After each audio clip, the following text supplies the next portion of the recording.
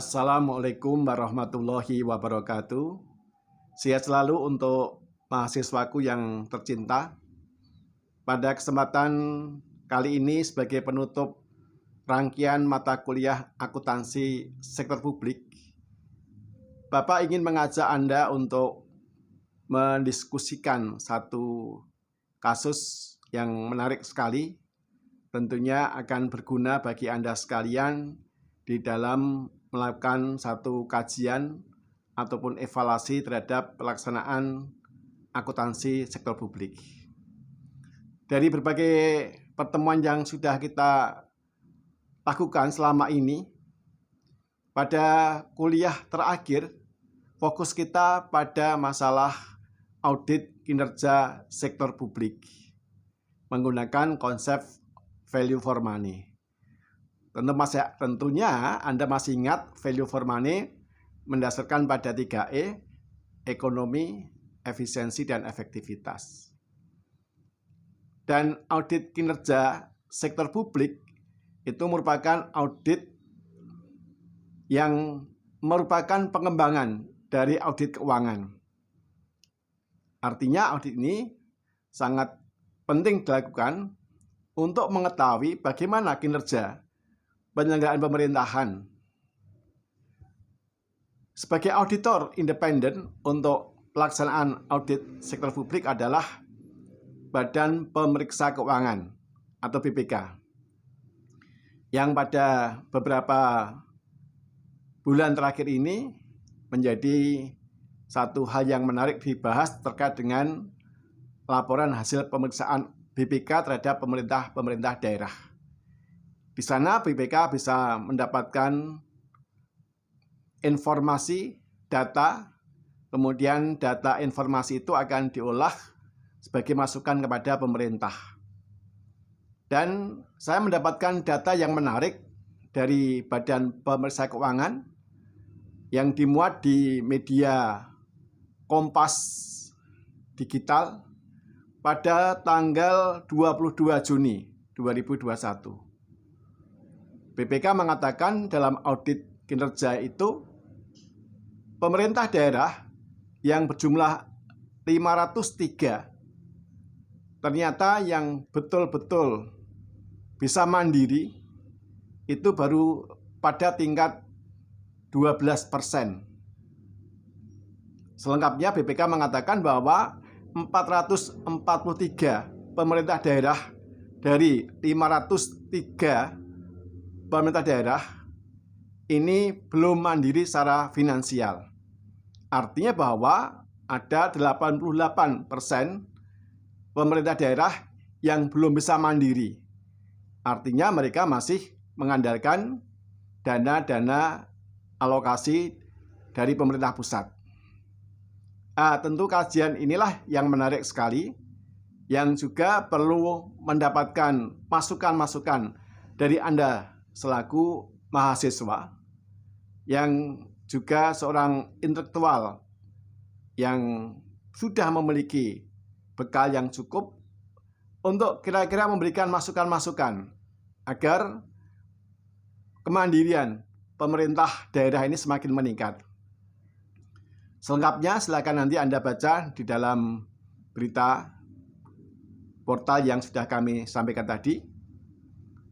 Dari beberapa hal yang saya temukan juga bahwa sebagian besar pemerintah daerah ini yang sudah mandiri, yang sekitar 12% tadi, karena memang ditunjang oleh sumber daya yang cukup bagus, baik dari segi sumber daya manusianya maupun dalam pengelolaan kreativitas inovasi pengembangan daerahnya. Kita lihat beberapa yang dikategorikan mandiri, misalnya di Bali misalnya, kemudian Kota Bandung. Ya. Ini merupakan daerah-daerah yang menjadi contoh yang sudah bisa mandiri, dalam arti tidak tergantung pada pemerintah pusat sepenuhnya. Mereka punya potensi wisata yang dapat dikembangkan, kemudian punya tenaga-tenaga SDM yang memang kompeten. Tetapi memang tidak bisa kita pungkiri kondisi pandemi ini juga membuat beberapa daerah terpuruk, di mana kalau daerah ini hanya mengandalkan pada sektor jasa saja, sebagaimana Bali misalnya mengandalkan sektor pariwisata. Ya, dalam kondisi seperti ini tentunya mereka juga akan mengalami masalah dalam masalah mendapatkan penerimaan daerahnya, baik dari segi sektor pajak maupun retribusi. Sehingga dari hasil audit kinerja ini memang ada kegunaan yang luar biasa. Sebagaimana yang telah kita bahas kemarin bahwa audit kinerja merupakan audit perluasan dari audit finansial.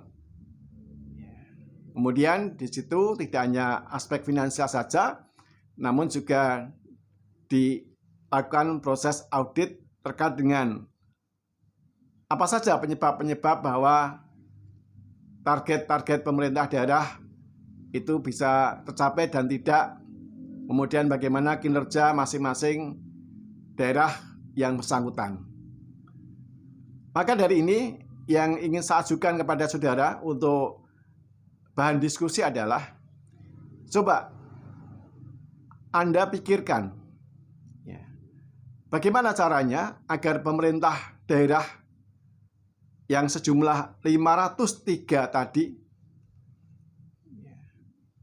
di mana hanya sekitar 12% saja yang sudah mandiri, bisa meningkat.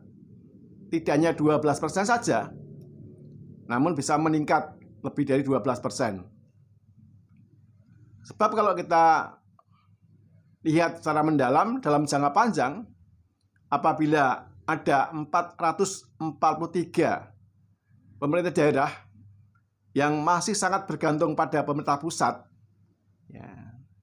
sehingga ada sekitar 88% yang masih bergantung pada pemerintah pusat dan belum mandiri, tentunya akan merepotkan pemerintah pusat dalam mengembangkan aspek-aspek yang lainnya.